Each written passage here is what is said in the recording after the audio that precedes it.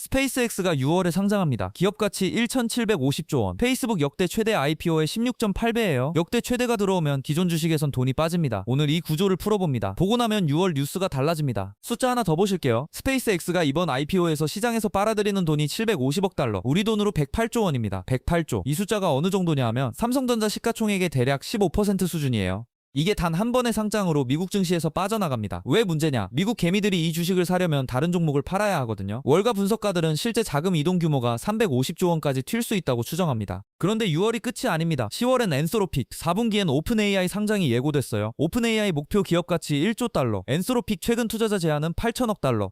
참고로 오픈AI의 연매출은 200억 달러를 넘었고 엔소로픽은 1년 만에 매출이 14배 뛰어서 300억 달러에 도달했습니다. 실체는 있는 회사들이에요. 그래서 상장이 취소될 이유도 없습니다. 스페이스X 혼자서도 역사상 최대인데 6월에서 연말 사이 3개 기업이 순차적으로 나옵니다. 시장이 한 번 맞고 끝나는 게 아니에요. 3단 파고입니다. 보통 IPO는 호재라고 생각하시잖아요. 대기업이 상장하면 주식시장에 돈이 들어온다. 그런 믿음이요. 그런데 실제로는 정반대입니다. IPO는 시장에 새 주식을 꽂아 넣는 거예요.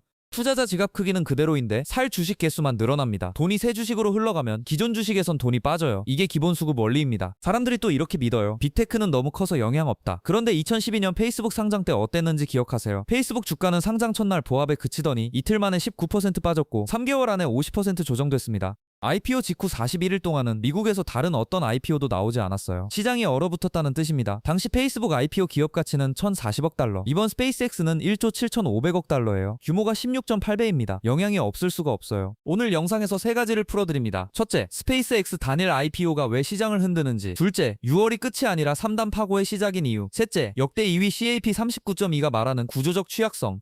이 세 가지는 따로 노는 게 아니라 하나의 뿌리, 돈이 한 곳으로 몰릴 때 다른 곳은 반드시 비워진다는 원리에서 나온 가지들이에요. 그리고 이건 미국만의 이야기가 아닙니다. 미국 증시가 10% 조정되면 코스피는 경험적으로 15% 빠져요. 환율도 1,500원대를 다시 시험받을 수 있습니다. 그래서 이 문제는 미국 개미가 아니라 우리 문제기도 합니다. 그럼 먼저 왜 IPO가 기존 주식을 죽이는지 그 원리부터 들어가 봅니다. 주식시장에 들어있는 돈을 고정된 물통이라고 생각해보세요. 새 주식이 상장하는 건 이 물통에 새 바가지를 꽂는 겁니다. 바가지가 가져가는 물만큼 기존 주식이 마실 물은 줄어듭니다. 평소엔 이게 문제가 안 됐어요. 바가지가 작았으니까요. 2012년 페이스북이 상장할 때 기업 가치가 1,040억 달러였는데 그때 미국 증시 전체 규모가 약 18조 달러였어요. 페이스북 바가지는 전체의 0.58%였던 겁니다. 그런데 이번 스페이스X 1조 7,500억 달러는 현재 미국 증시의 2.5% 수준입니다. 4배 이상 큰 바가지예요. S&P 500 상위 12기업 시가총액과 맞먹습니다. 더 심각한 건 이거예요. 스페이스X가 상장하면 나스닥 100 편입 가능성이 매우 높습니다. 지수를 따라가는 ETF들은 의무적으로 스페이스X를 편입해야 해요. 전 세계 패시브 자금이 30조 달러 이상 지수를 추종합니다. 이 자금들이 스페이스X를 사려면 기존 100개 종목 비중을 강제로 줄여야 해요. 의지가 아니라 규칙으로 매도가 들어오는 겁니다. 특히 타격받을 종목은 이미 과도하게 오른 빅테크입니다. 엔비디아, 애플, 마이크로소프트, 메타, 올해까지 AI 테마로 올라온 주식들이죠. 이 매그니피센트 세븐이 지금 S&P 500 시가총액의 약 33%를 차지합니다. 편중이 극심해요. 지수 재편이 일어나면 이 종목들의 비중이 스페이스X 편인 만큼 기계적으로 빠집니다. 문제는 이 종목들이 떨어지기 시작하면 패시브 자금뿐 아니라 개미들도 팔기 시작한다는 거예요. 공포는 전염됩니다. 전염 속도가 빅테크 집중도만큼 빨라요. 월가가 말하는 350조 원 자금 이동. 이게 과장 같아도 실제 조달액 108조 원의 3배 정도는 움직일 수 있다는 게 역사적 패턴이에요. 왜냐면 IPO 자체 조달만 있는 게 아니라 지수 재편, 패시브 리밸런싱, 헤지펀드 포지션 조정, 개미 심리적 이동이 전부 겹치니까요. 실제 물이 움직이는 양은 바가지 크기의 몇 배입니다. 개미 심리 이야기를 해볼게요. 스페이스X, 일론 머스크, 화성, 위성 인터넷. 이름만 들어도 사고 싶어지는 기업입니다. 페이스북 때도 그랬어요. 그때 개미들이 한 일이 뭔지 아세요?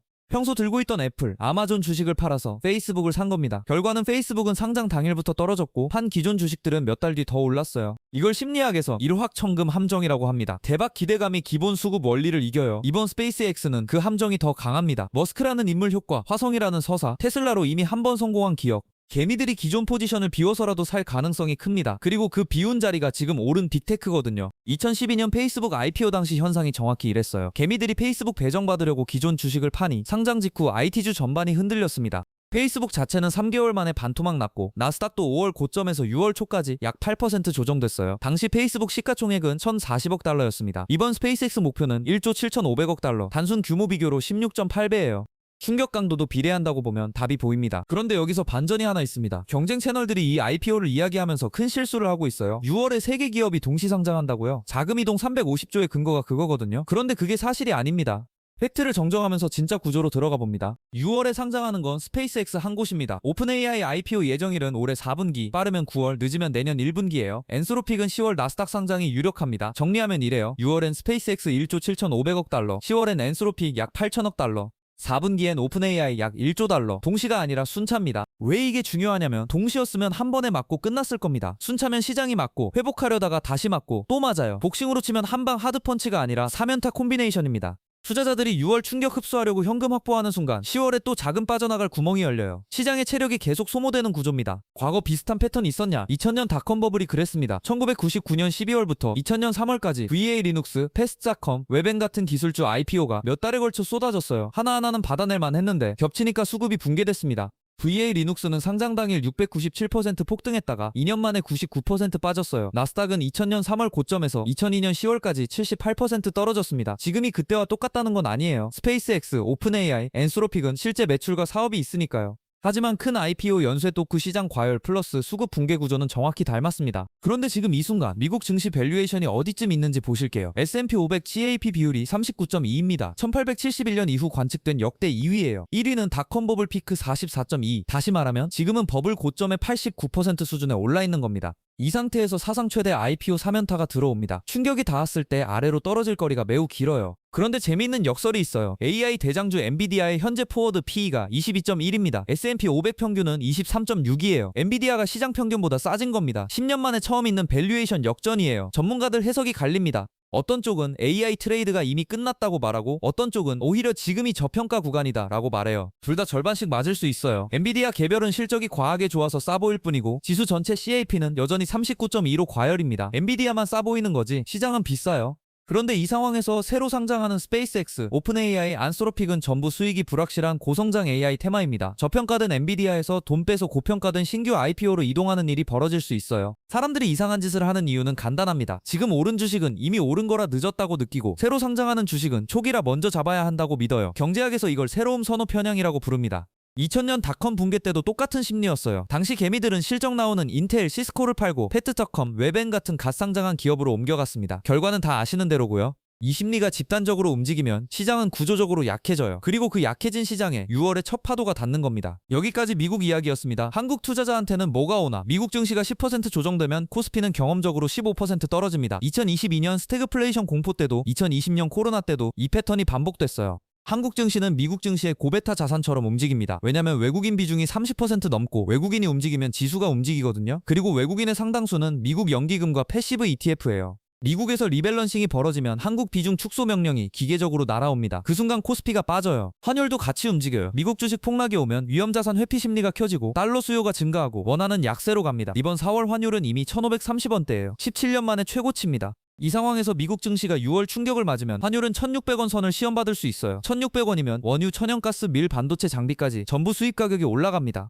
2008년 금융위기 때도 원달러 환율이 1570원대까지 갔고 그 여파로 국내 소비자 물가가 수개월 동안 5%대까지 뛰었어요. 수입 물가가 오르고 무역 적자가 확대되고 결국 우리 장바구니와 기름값으로 돌아옵니다. 한국은행 입장은 딜레마예요. 환율 방어하려면 금리를 올려야 하는데 경기는 이미 폐업 100만 시대입니다. 금리를 올리면 국내 경기가 죽고 금리를 내리면 환율이 더 빠져요. 이걸 정책용어로 삼중고라고 합니다. 환율, 금리, 경기 셋 중 하나만 선택해야 하는데 하나 구하면 나머지 둘이 망가지는 구조예요. 그럼 미국 연준이 구해줄까? 연준은 이미 2025년 12월에 양적 긴축 QT를 공식 종료했어요. 지난 3년 동안 대차 대조표를 2조 2천억 달러 줄였는데 그걸 멈춘 겁니다. 유동성은 더 이상 빠지지 않아요. 그런데 반대로 유동성을 새로 공급하고 있는 것도 아닙니다. 연준은 중립이에요. 시장이 6월에 스스로 충격을 흡수해야 한다는 뜻입니다. 역사적으로 비슷한 구도가 1973년 오일 쇼크 직전, 1999년 닷컴 버블 피크, 2007년 서브프라임 직전에 있었어요. 공통점이 뭐냐면 밸류에이션은 극단에 있고 유동성은 축소됐고 외생 충격이 기다리고 있었다는 겁니다.